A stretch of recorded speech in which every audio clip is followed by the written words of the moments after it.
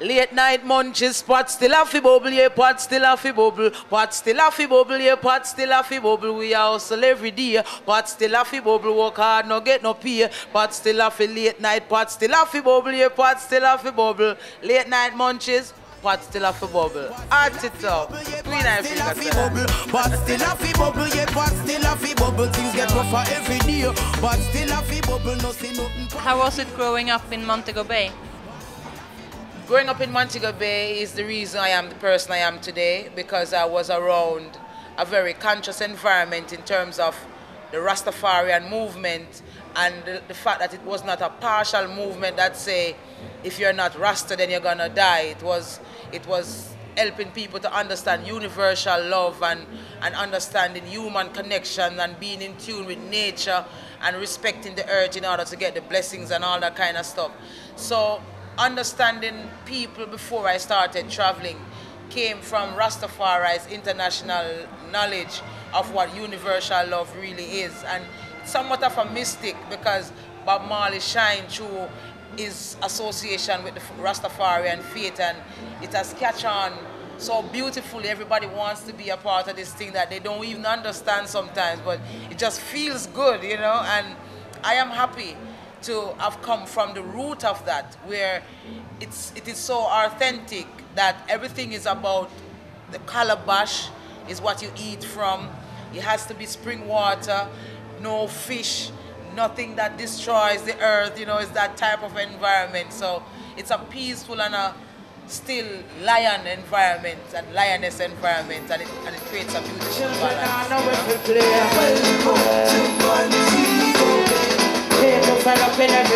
Welcome, welcome. Public data, public market, public paper, welcome, belly over.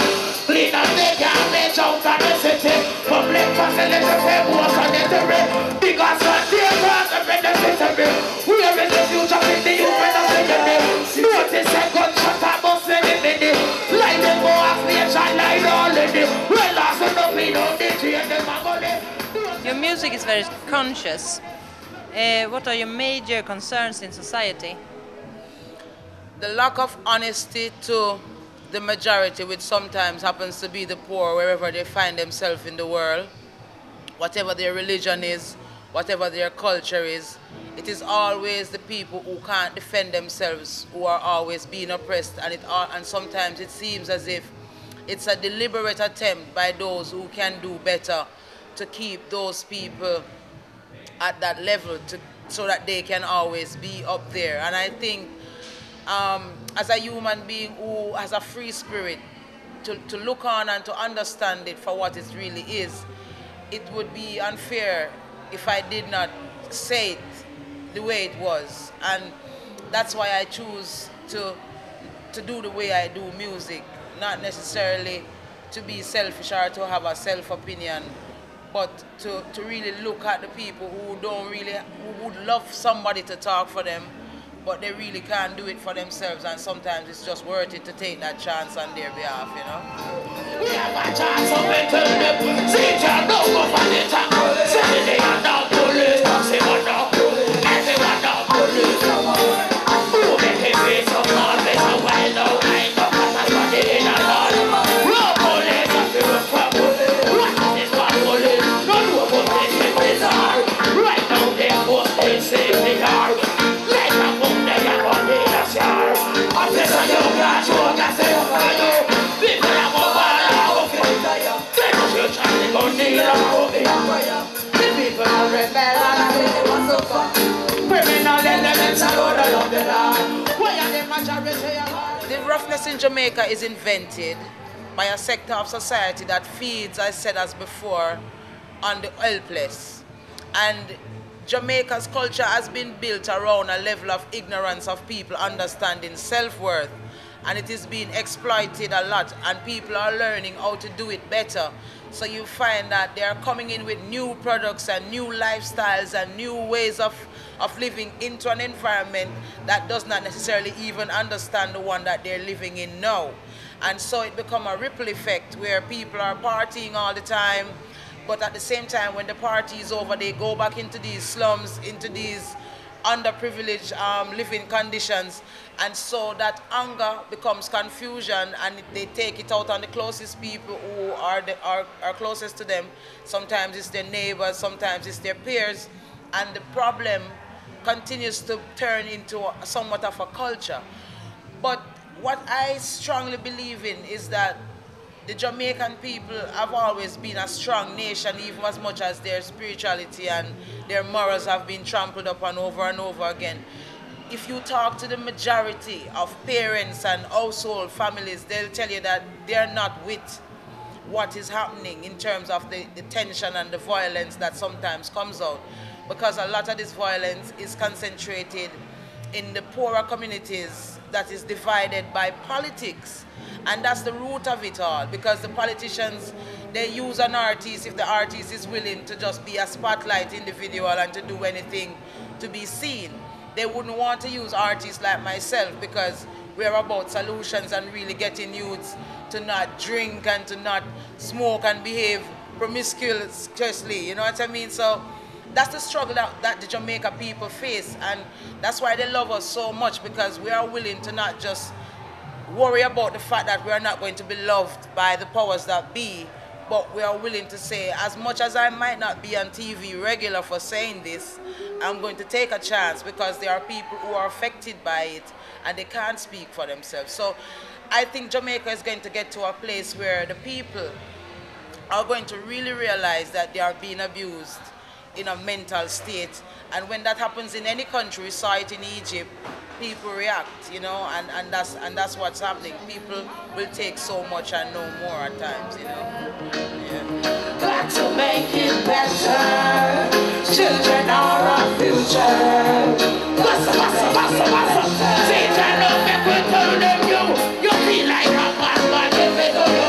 You want to get to Jamaica, if it do you. We don't want that catch and rock, if it do you. We can't take the most practice. You can't change the laws of man. You can't change the laws of man. So if it's not a thing that they pass them, why if it gets a pussy? Somebody tell me what is a mix. I know I love the shit of it. Listen, make up my body. Listen to me, some kind of a recollection. Keep It To Yourself is a song that was written at a time in Jamaica when homophobia was at its peak, and a lot of artists were backing down because there was a lot of pressure from some gay organizations overseas that were tampering with their traveling, and so they chose the choice to travel over what they claim that they are strongly against. But my real reason for writing that song was that there was a gay book introduced into the curriculum, into the schools in Jamaica without the knowledge of the education board, as they said. And so it was books teaching little boys and girls of it being okay to be homosexuals and how to do it properly. And so a lot of parents came out and was eating out against it. But because there's such an hypocrisy where talking about gay rights or not is concerned in Jamaica because of some of the involvements of those who are supposed to talk, it became somewhat of a tight-lipped situation. Not that I am the most bravest warrior there is that is going to take it on, but at the same time, I thought it was necessary to pen a song, not necessarily pointing fingers, but asking for the freedom of choice. And in that way, everybody gets a reason or a chance to have a discussion on this thing, because gays are never going to stop wanting their rights, and straight people are never going to stop defending the fact that it is wrong, and all vice versa. So if we can get to a point where we can discuss this thing on a I would like to say truthful manner, no hypocrisy, no hiding behind the curtains, then I guess we'll get somewhere. I haven't gotten the kind of reaction I wanted from those people, and I guess it's because the way the song is penned, because you only get reactions when you're picking a fight, and I'm not picking a fight, I'm trying to have a conversation, and sometimes people are not ready to talk about what it is that helps to really come to a solution. They like to quarrel and to bicker all the time, so I'm waiting for that conversation still. Yes. Brown skin, I don't pay you for what this a bleach and your face up here. Do that to your skin, that means say you don't love yourself. Just make you perfect, so don't judge yourself. The person when you tell yourself lock down, we're rather insecure with themselves. So no follow them. Without bleach, we don't hear me down the train. Broken up and that's a matter of fact. I am the white gun. That means me and this thing wrong, you want me. Then you never love what you think get out from side effect and skin cancer, that's how I know. You want to look like the bird will talk and I ride it. I know everybody around. You have worked a lot with Tony Rebel. How did you start your collaboration? I started in 1998 when I met him at a stage show in Montego Bay, where I was living at the time. And I just went to that show as a patron with some friends. And they ended up writing my name down on a piece of paper, on the MC paper. And I ended up on stage, ended up doing about 5 or so Garnet Silk songs because everybody was missing him. He had just died a couple of years before that. And, you know, it was special to see people gravitate to his music through me like that. When I came off stage, a brother that was there, I don't remember his name now, but he came to me and he said that he wanted me to meet Tony Rebel. And when I went and met him, he was in his vehicle. And his first words were that I sounded a lot like Garnet Silk on stage, and that meant a lot to me because I was very inspired by the way Garnet Silk sang and his spirituality, the command that he had, you know. So to hear him say something like that was very special because he's the one that is responsible for introducing Garnet Silk into the industry. And he was in the process of planning Rebel Salute at the time, invited me to come to the show so I could be introduced on stage officially. And I did so and was introduced. And I've been at 56 Kenil Drive ever since. All the people who suffer from incest, put your lighters up for all the people. I thank you, I thank you, I thank you, I thank you. Keep them burning, yeah, yeah, yeah. So, Daddy, don't touch me there. I'm gonna tell you one day, I swear. Can't you see I'm scared? It's supposed to be my father. Whoa, whoa, well, Daddy, don't touch me there. I'm gonna tell you one day, I swear. Can't you see I'm scared? It's supposed to be my father. Every day I wonder why my daddy had to be the one to take away my innocence. Oh, sometimes I wanna die. It feels like no one cares for me, and it's evident that something must be wrong with me. I'm not as happy as I seem to be. The long showers I take don't wash away the memories. Why do I have to face these tragedies? We go through struggles in life. I'm aware to have my daddy touching me. That's just not fair. Stopping from destroying my future. Believe me, he's behaving like The song Daddy is about a girl who gets molested by her father. Yes. Why did you wrote it? Also about a boy, because I mentioned about a boy in it also. Another thing, growing up around the Rastafarian community, it gives us the opportunity to be not necessarily in a box, but broad scale. And one of the main ingredients that they stress on is self-development and self-worth. And when you notice that an individual don't have a lot of self-worth and a lot of self-awareness and is willing to go with anything, sometimes there's something happening there. And sometimes when you go and you look at what's happening there, you find that abuse in the form of incest and all these kind of things are always something that have affected them some way or another. It is a worldwide phenomenon like AIDS. You know, it goes beyond borders of languages and cultures. So nobody knows what really causes it. We do know that it causes a lot of problems around the world, and Jamaica is not excluded. It's a small island, but it is plagued by this sickness, and it is in very unexpected places.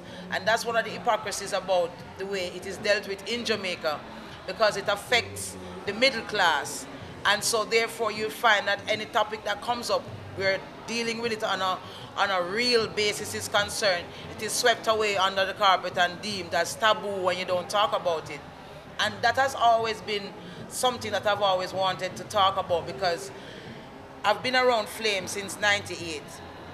And Tony Rebel, he got Order of Distinction because he's always going into these institutions and doing these community works. And being an upcoming artist, I always got the opportunity to see that, to see AIDS victims up close and personal, and to see abuse victims up close and personal. And it gave me a serious reality to say that society is really affected by the things that happens to people, then in order to react to what happens to them. And if you don't look at how you try to heal that sickness, then we're always going to have a messed up society. And I started to understand that these things happen when people are very young, so they grow up into this behavior and this pattern if they are not corrected early. And so when they claimed that I was famous, I decided that that would be the next topic that I would touch on, because everybody was listening to me and everybody was into me. So I knew that I had all the attention that I needed. It wasn't a joke anymore, you know. And it was so perfect because it created history. The song created history because it was on every radio station. In the first minute that it came out, I was doing interviews up until 1 o'clock in the mornings. And one of the things that was very noticeable was that everybody wanted to know if I was molested. So all the calls that I was getting was, so Queen, we hear this song.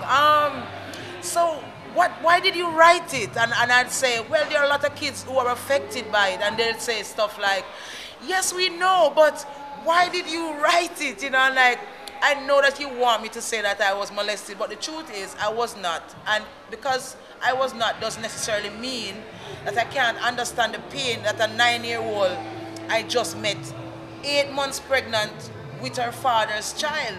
I have met, since this song came out, I have met homosexuals, men who have called my phone, who works in high media in Jamaica, and have called my phone, want to speak to me privately just to hug me. If they say, they would want to say from the song, keep it to yourself, that I'm homophobic. If you're homophobic, you can't have conscience of heart-to-heart feeling to understand a person's situation, you know what I mean? And I genuinely give of myself when I embrace these individuals. Wherever I go, if there's 2 women coming up to say thank you for doing that song, there's a man there also saying I was raped, I was molested as a child also, and I thank you for touching it. And we had some concerns, but then we said, you know, it's worth it sometimes to be the martyr for causes like that that can change a person's life. And at the end of the day, I'm happy that I did it. It was banned in Jamaica for a while, but the people retaliated and they had to keep it going, you know, and I really give thanks. And that happens when you does music, not for yourself, but for people who really need music for that reason, you know? Yeah. No, you should have got a song, yeah. 100 tastes to know your name. Play the game, no mistakes and then you shame. Avoid the pain, the fine bricks always have a secret code. And when you fail to read them, it hurts you down the road. Don't slide, don't slide. Read before you slide. Your father is the legend Derek Morgan. Yes. How did that influence you, your choice of being an artist? You know, every time I am to answer this question, I always look to the camera and say, okay, Dad, I'm about to say something that you're going to say, she really said that. But the truth is, I was not inspired by the fact that my father is Derek Morgan to do music or by any of his music. But it's like, I was not inspired to do music like of my own will, to be honest. I was always encouraged by friends to say, girl, you have a good voice, why you don't sing, you know? But to know that Derek Morgan is your dad is like, okay, that's cool, because he introduced Bob Marley into the industry, he introduced Jimmy Cliff into the industry. He was there from the beginning of what the music is to where it is today. He's still touring. He loves music so much. And I was not raised with him. I met him when I was in my 20s. So it's almost as if I had this instant connection with him, like I've known him since I was a child, you know? And I understand that it is the music that we share, you know, and to share it from a bloodline point of view, it makes me appreciate that very much, and it makes me want to hold on to the holiness of the music, as we love to call it, where these brothers really did it because they loved it. My mother, on the other hand, has this beautiful voice. I will bring her to Europe one of these days so that she can get to at least get her dream, because that was her greatest dream. She met my dad because she wanted to do music, and then I came. You know, she was a bit mad for a while. But then to see me shine in the way I am in terms of presenting myself and doing music the way I do it sincerely, you can see the joy on her face and the accomplishment and the fulfillment, like, okay, it wasn't in vain. After all, it was worth it, you know? And so both of those things is enough to say I didn't even have to draw from it. It was mine already, you know? Nice and loud. Now let me tell you something. Marijuana is very important to me. I think it is a blessed plan. Do you say legalize marijuana throughout the world? Yeah! We need more love and marijuana facilitated. That's it. Marijuana, yes. Rastafari style. Yeah. Ratata. Sexy media. Give me a vibes, yeah. Blazing my soul.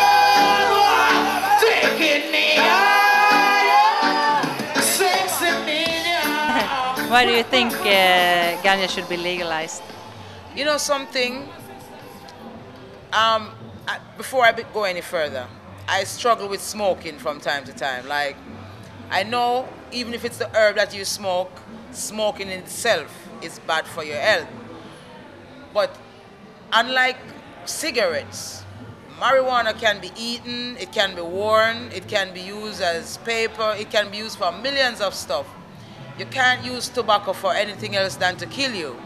So I would rather to choose a plant, to make that plant popular, that has so many different stuff that it can contribute to the human being well-being in many different ways. We see where in AIDS victims, it is used when they lose their appetites. It is one of the ingredients that is used to give them appetite so that they can eat. So it does more good than it does bad. And for some reason, if you're in an environment and you're going to have a camp where you're going to make a research and you're going to put 10 youths over here and you're going to give them real high grade and good herb, no chemical added, and then you're going to get another set, you're going to put them over there and you're going to give them alcohol, cigarettes, ecstasy, and all that kind of stuff, and then over a period of a month, you watch the behaviors. I am sure that on the marijuana side, there are going to be a lot of munchies and laughter. Everybody's going to be laughing about anything at all that comes up. It doesn't have to be in any particular way. And they're going to want to eat all the time. So they might be eating at each other because they're so having the munchies. If you go to the alcohol side, it's going to be chaos. It's going to be drunken people, high on Hennessy, mellow on cigarettes, confused, miserable, don't know why they're here. So it's easy to look at it literally like that and say, if we want a better world, it's not to say give everybody marijuana and then you just smile and forget about everything, but be fair in how you talk about one being drug and the other being okay, because then it becomes blatant hypocrisy. If you're going to put a pack of cigarettes out and you're going to put the throat of a man with a cancer that is so terrible to intimidate, but at the same time, it tastes so good when you pull on one. What are you doing? You're creating confusion and you're doing it deliberately, you know? And you're saying, I gave you a choice, but you made me sick already, so you took my choice, you know? And at least with marijuana, sometimes if you're hungry, you're not going to smoke it because sometimes you really have to eat something before you take another one, you know? That's about most of the things. And in Jamaica, you have people who trade marijuana for guns. So it is being exploited. We know that it is used as drugs. We know that it is sent into places for bad reasons, you know, and we don't defend that. But we're saying that here's a plant that is found every corner of the earth that you go. It has to be a reason why whoever your God is, you worship Allah, I worship Christ, but you in your country have that weed and I in my country have it. These gods came together on this thing. You know, what are we doing? These gods agree. Let everybody have this plan. We can't keep it to ourselves. You know what I mean? And I just think politicians and world leaders just need to be honest as to why they fight against the herb, because it makes the people conscious. I know in some countries it's death sentence if you have a spliff, and those countries are always under dictatorship. So if these people get a spliff, they're gonna be like, this is not right. We need to talk about it. They don't want that, and that's where we say legalize it from, so everybody can have fun, because fun is always better, you know. Okay, I have a weakness for chocolate with a little nut in it, like almond, or especially after one of those. In Jamaica we do banana chips a lot, and we have one called St. Mary. When you come to Jamaica you should try it. St. Mary's banana chips. Mwah. They're these little cheese like kids snacks. I love kids snacks because people make the best taste for kids because they are the best consumers ever. So their stuff tastes mwah, even the look. So I'm always in my kids snacks. You know, whatever they like, I'm like, why do you like this so much? And then I taste it and say, okay, there they go again. Using our kids against us. But you know, I try to keep it as healthy as I can, but I do mess around sometimes. And then when the ease of forever on your peace, the lioness shall overcome, blessed is the meek. I scan and I got you them a release. I don't you know you're in the belly of the beast. Rastafari set the people free. Free all you want to, free all you want to be. Over land and distance, sky and over sea. Free all you want to, free all you want to be. The combination being a woman, Rasta and artist feels uncommon. Why do you think it's like that? Because over the years we have seen Sister Carol, we have seen Judy Mawat, we have seen Marcia, even though she doesn't have locks, but she's totally Rasta in her approach. And of course, Sister Rita Marley. Those were just some of the faces that are known if you're going to talk about Rasta women that comes with that message music and that. And after, I wouldn't say after they have passed because they're still around, they're still doing music, but in terms of the younger set of youths gravitating towards that, most of the ladies would gravitate to the lady saws and that type of thing. It was that way because it seems that was popular, that was what was making people immediately famous, you know, was always in the spotlight. So to be on that side, to say, okay, I'm doing culture, positive music would be like, okay, I'm going to be going to church now and it's going to be boring and stuff like that. And as an individual looking on, after understanding my contribution that I was about to make in music, I said I wanted to be one of those who carried on the Sister Carols and the Judy Mowats thing that they were doing, because I saw that it was necessary to balance the play field so that the sisters who would not want to be necessarily open and loose would really feel good same way to do that kind of music and still feel like they're a part. And so I just look at how people react to music. And I know that as much as somebody wants to party all night and forget about reality, there comes a time when they go back to reality, and reality is always the ultimate winner, because nobody wants to party all days of their life. There comes a time when you want to say, okay, that's enough. So I preferred to represent that side where you come back to say, okay, all right, this is it now. And so it worked because a lot of sisters, it became easier for them to choose, to say, boy, Queen Ifrica stick to it all these years and I must can do it. And they tell you to. They see me and they say, boy, Queen, respect.